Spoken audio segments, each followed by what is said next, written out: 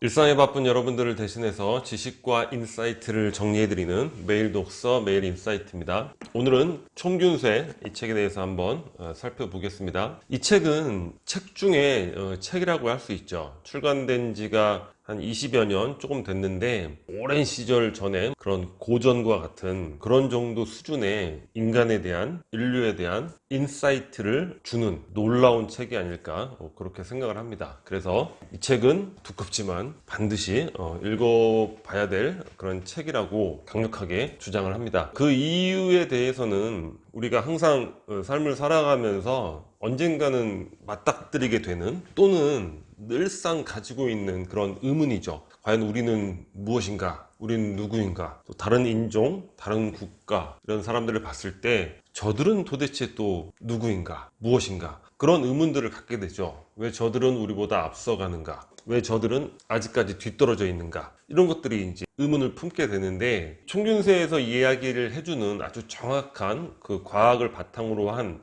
인사이트를 우리가 모른다면 우리는 자연스럽게 거의 우생학적인 인종차별적인 결론에 다다를지도 몰라요. 암묵적으로 백인들이 뛰어난 거 아니야? DNA가 우월한 거 아니야? 지능이 우수한 거 아니야? 뭐 이런 식으로 불필요한 선망을 하게 된다거나 또는 우리보다 문명이 좀 떨어지는 그런 이들을 볼 때는 무의식적으로 무시하게 되는 결과를 얻을지도 모르죠. 그런 의미에서 우리가 인간에 대한 이해, 인류에 대한 이해, 그건 결국 자기 자신을 또 이해한다는 것이니까 이런 것에 있어서 필수적인 인사이트를 주는 책이 바로 이 책 총균세가 아닐까 그렇게 생각을 합니다. 그래서 꼭 읽어보시길 추천드립니다. 이 책의 주제를 한 줄로 요약하면 이렇게 얘기를 할 수 있죠. 자, 민족마다 역사가 다르게 진행된 것은 각 민족의 생물학적 차이 때문이 아니라 환경적 차이 때문이다. 아까 말씀드렸듯이 우리가 까닭없이 인종차별적인 이러한 결론에 다다르는 그런 생물학적 차이가 아니라 환경적 차이 때문이라는 거예요. 그 부분을 간단하게 살펴볼 건데 이 시점에 이 책에 대한 영상을 찍게 된 이유가 있어요.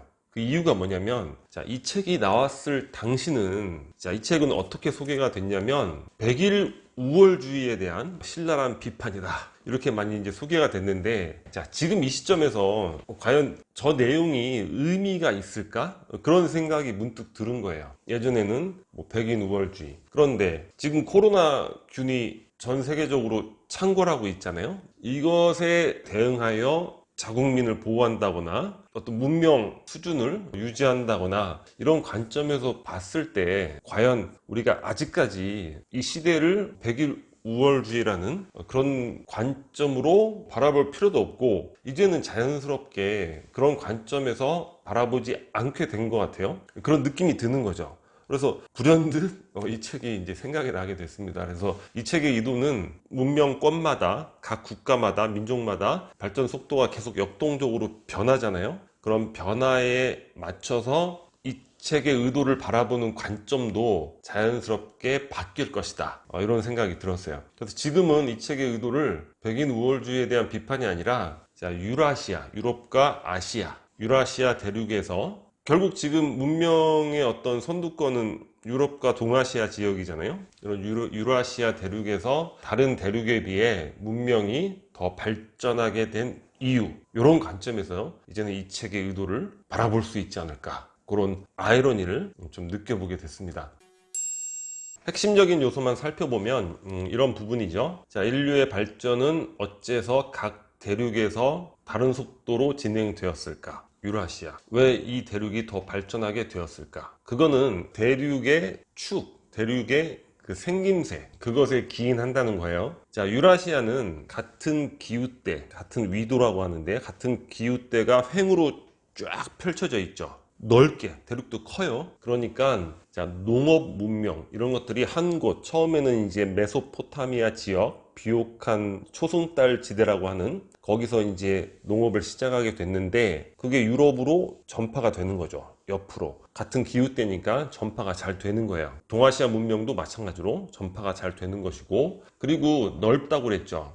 가축화시킬 수 있는 포유류의 종류가 굉장히 많습니다. 다른 대륙은 홍적세 시기에 거의 이 포유류가 다 멸종을 했어요. 아예 가축화 자체를 시도할 수조차 없는 거죠. 작물도 그만큼 적었고, 그러니까 이러한 그 생김새, 횡으로 연결된 대륙이기 때문에 지역별로 다양한 발명과 발견이 일어났을 때 상호 전달이 된다는 거예요. 그러니까 다른 문명을 받아들여서 발전시키고 그게 또 다른 문명으로 전파되고 서로가 문명을 교환하면서 발전할 수 있는 것이죠. 제가 대학 시절에 공대 다니는 후배들하고 같이 산 적이 있어요. 저의 컴퓨터 실력은 그 몇 개월 사이에 거의 99% 습득이 됐어요. 그곳에서. 왜냐면 공대 다니는 친구들이니까 모르면 다 물어보고 뭐 금방금방 배우게 되는 거예요. 새로운 것들. 그러니까 쉽게 말하면 그런 거예요. 그러니까 유라시아는 같이 문명이 전달될 수 있는 이러한 같은 기후대가 펼쳐져 있기 때문에 그러한 지식과 문명들을 서로 습득할 수 있었기 때문에 문명이 발전할 수 있었다는 거죠. 그런데 아프리카나 아메리카는 종으로 연결돼 있고, 그러니까 한 곳에서 어떠한 뭐 작물, 농업을 한다 하더라도 그것이 다른 지역으로 이동할 수가 없는 거야. 그러니까 쉽게 예를 들어서 우리가 뭐 대구 정도에서 사과를 이제 재배를 하는데 평양에 이렇게 전달이 안 되잖아요. 평양에 그 추운데 뭐 거기서 사과를 재배할 수 없는 거잖아요.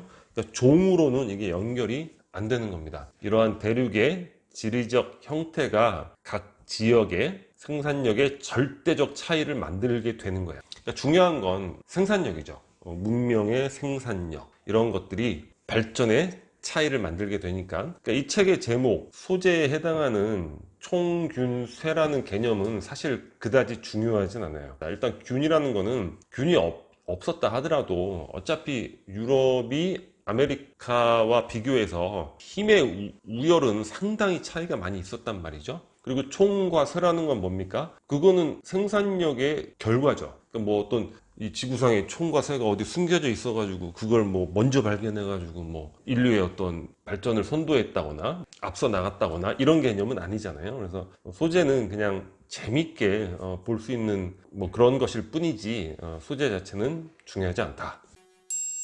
그런데 이 작가가 과학자잖아요. 그러니까 뜬금없이 이러한 주장을 하는 게 아니에요. 뜬금없이 이런 주장을 하면 누구도 설득력을 갖기가 어렵죠. 모든 부분, 이 책이 사실 이렇게 두꺼운 이유는 그 모든 주장에 대해서 과학적 사실, 발견을 바탕으로 논증을 하기 때문에 이 책이 이렇게 두꺼운 겁니다. 그래서 모든 내용은 철저하게 과학적 사실에 바탕을 두고 있다. 인종차별주의적 설명은 단순히 역겨울 뿐만 아니라 전적으로 잘못되었다. 주장이죠. 자, 인간의 기술적 차이에 병행하는 지능적 차이가 존재한다는 확실한 증거는 없다. 그 어떠한 과학 분야에서도 그것에 관한 증거를 제시하지 못하고 있습니다. 심지어 석기시대 사람들은 대체로 지금의 산업화된 사람들에 비해 지능이 낮기는커녕 오히려 더 높은 편이라 할 수 있다. 뇌과학 분야에서 이런 것들 많이 밝히고 있죠. 인류가 아주 장구한 역사에 비해서 그 농업 시작하고 산업화된 거는 점과 같은 시간에 불과하잖아요. 그래서 실제 인간의 진화는 우리가 수렵 채집 활동을 했던 시기와 지금과 뭐 별반 차이가 없다. 이렇게 많은 과학적 사실이 이야기를 하고 있습니다. 그러니까 석기시대 사람들이 우리보다 지능이 더 좋은데 지금 뭐 우리끼리 뭐 유럽이 더 좋네, 우리가 더 좋네, 뭐 저기가 더 똑똑하네, 뭐 이렇게 얘기하는 것 자체가 과학적으로 아주 우스꽝스러운 일이다. 그리고 이 책은 논증의 책이다. 그게 굉장히 중요한 것 같습니다. 자, 마지막으로 그러면 뭐 어쩌란 말이냐, 이 책을 읽고. 제가 말씀드리고 싶은 부분은 첫 번째는 서구 중심주의, 그것을 이제 극복하는 거, 그게 중요할 것 같아요. 우리는 무의식적으로 백인들, 뭐 유럽인, 미국인, 이 서구인들에 대한 열등감, 지금 젊은 세대는 모르겠지만 제 세대, 저희 또 윗세대 분들만 해도 그런 것들을 암묵적으로 가지고 있었죠. 이 책을 읽게 되면 그러한 것들이 전혀 과학적으로 합당하지 않은 하나의 가짜 뉴스 같은 그런 신화에 불과하다. 그런 것들을 느낄 수가 있죠. 그리고 최근에 코로나에 대응하는 그러한 모습들을 통해서도 우리는 그러한 자신감을 가질 수 있을 것 같아요. 유럽은 인류 역사에서 기껏해야 200년 정도 앞서가고 있을 뿐입니다. 메소포타미아 지역에서 모든 농업적인 문명을 받아들였고, 또 우리 동아시아, 이 책에서는 중국이라고 얘기하고 있는데 우리는 그런 표현을 쓰면 안 되겠죠. 동아시아 문명, 뭐 나침반이라든가 종이, 인쇄술, 화약 이런 것들 다 동아시아에서 전달받기만 했을 뿐이에요. 심지어 1500년대까지도 과학, 기술 이런 부분들을 인도와 이슬람에서 다 전수를 받았습니다. 우리 숫자, 수학에 있어 숫자 뭡니까? 아라비아 숫자죠. 당시만 해도 이슬람 지역에서 그런 숫자에 대한 정확한 그 이름이 기억이 안 나는데 그 십자군 원정을 하고 와서 당시 그 아리스토텔레스, 플라톤 책을 아랍에서 역수입했다는 거 아니에요? 유럽에는 그런 문헌들이 남아있지도 않았다는 거야. 그래서 이 미개한 우리 유럽을 어떻게 해야 될 것인가, 어떤 왕이 또 심각하게 고민을 하고 교육을 위해서 애썼다는 그런 내용을 어떤 강연에서 본 적이 있어요. 자, 이런 역사적 사실에 대해서, 그리고 문명이 어떻게 발전해 왔는가, 이런 책 총균세에서 얻게 된 인사이트를 바탕으로 이러한 우리가 무의식적으로 갖고 있는 서구 중심주의를 극복해야 될 것이고, 자, 또 하나는 인류 문명에 대한 우리가 정확한 이해, 인식을 해야 될 것이고, 그것을 바탕으로 앞으로의 어떤 삶을, 개인의 삶뿐만이 아니라 우리 사회, 국가의 어떠한 나아가는 방향에 있어서 창의적인 주인의식을 가졌으면 좋겠어요. 기존에는 항상 어떤 사례를 찾으려고 하고 항상 쫓아가려고 했죠. 먼저 앞서가는 이런 부분이라고 생각을 했기 때문에 벤치마킹을 하려고 하고, 산업이든 모든 제도든 모든 면에서. 하지만 이제는 우리가 더 이상 벤치마킹할 대상이 없는 그런 분야들이 굉장히 많죠. 그런 것들을 고려하면서 우리 스스로가 주인의식을 갖고 보다 인류를 위한 창의적인 그런 생각들, 주도적인 생각들, 그런 것들을 가져야 되지 않을까, 그러한 생각을 해봤습니다. 이 책은 많은 분들이 환경 결정론이다 이렇게 비판을 하는데, 그런 분들 보면 개인적으로 굉장히 그 무지해 보이는 느낌을 갖게 돼요. 이 저자는 그 부분에 대해서 얘기를 많이 하고 있어요. 환경 결정론이라고 생각하는 사람도 있을 수 있겠지만 결국에 모든 것들이 환경을 바탕으로 하는 거죠. 예를 들어서 아놀드 토인비는 역사의 발전을 그 집단 내의 창조적 소수자가 먼저 앞서가면서 군중들이 따라오는 뭐 이런 개념으로 얘기를 했는데, 창조적 소수자건 뭐건 그 문명의 생산력이 바탕이 되어야만 그런 것들이 가능하죠. 예를 들면 뭐 스티브 잡스가 아이폰을 만들었어요. 그게 뭡니까? 미국이라는 문명 자체의 그 생산력이 가능하니까 그런 것들이 가능한 거 아니에요? 그죠?